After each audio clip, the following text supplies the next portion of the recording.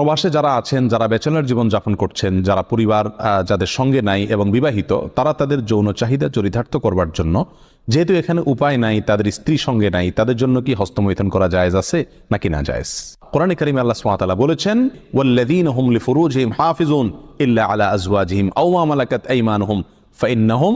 গায়রু মালুমিন ওয়া ফামান ইবতাগা ওয়ারাআ যালিক ফাউলাইকা হুমুল আদুন। তিনটি আয়াত আল্লাহ তাআলা বলেছেন, কৃতদাসী এবং নিজের স্ত্রী, এই দুই শ্রেণী ছাড়া, এই দুটি ক্ষেত্র ছাড়া অন্য কোনো জায়গা যাদের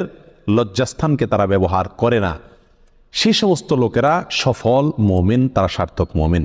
ফামানিবতাগা ওয়ারাআ যালিক, আল্লাহ বলেন এরপরে তৃতীয় আয়াতে,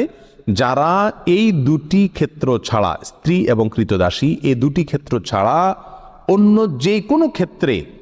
তাদের যৌন চাহিদাকে চরিতার্থ করে মেটায়, আল্লাহ বলেন ফাউলাইকা হুমুল আদুন, তারা হলো সীমালঙ্ঘনকারী।